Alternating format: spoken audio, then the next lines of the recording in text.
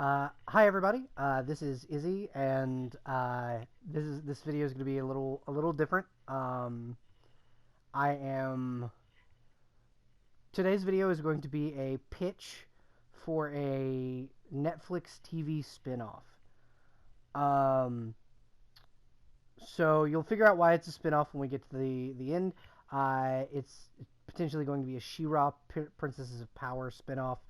Um, I am, just for some context, unnaturally obsessed with the Masters of the Universe, Hanna-Barbera superhero universe, I guess, like connected universe. So technically, I believe in the old days, She-Ra, He-Man, Thundercats, and Voltron were all technically within the same galaxy or whatever, like series of different planets and things. Um, so the pitch I have today is for a show called Thundercats: The Legacy of Thundera. So first season we would pan in to Thundera as a planet in the same general aesthetic and art style as She-Ra and the Princesses of Power. Um, and in this first season, we see Lion-O as an old man. The events of his war against Mum-Ra having taken it out of him, kind of, and you notice that there is a specific thing missing. The gauntlet that normally houses the Sword of Omens is not on his arm. Um, Sword of Omens, however, is in fact on his hip in a scabbard, but the gauntlet that he normally wears is gone. Um, and you would and what we kind of look through in this first season is Lion-O going through and training the new guard. His friends may be gone. Chitara and Lion-O or and Tigra and Panthro, all the initial like Thundercats gang are gone, but the new guard, his the two children, Snarf, and a new set of Thundercats coming up.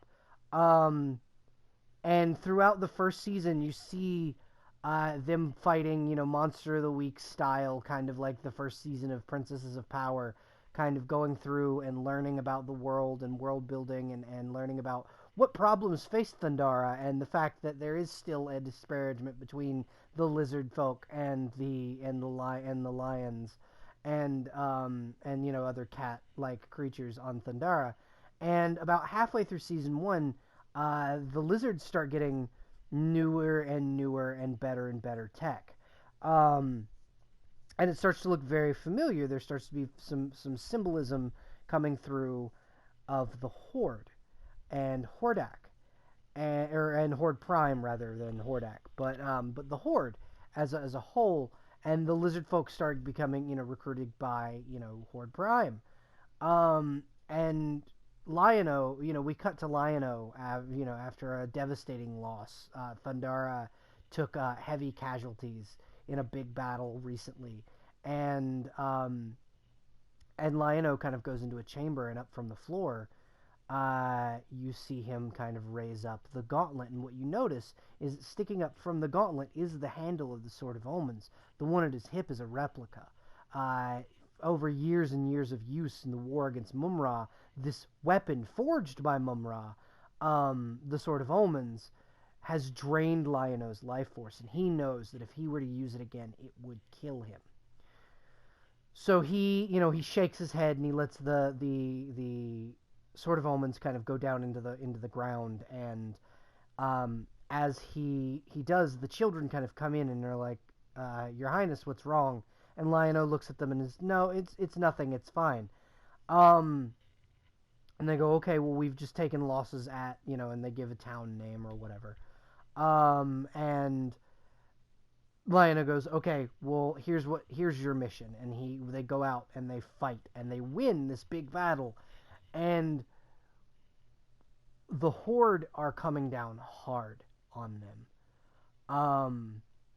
And you see at the end of the season, it's getting, 10, 15, 20 episodes. And in the season finale of season 1, you see Horde Prime's not actually gone. She-Ra may have purged his program, but he's here. He's on this planet. He is conquering Thundera, and the king knows what he must do. He knows that if he does not use the Sword of Omens, his people will die.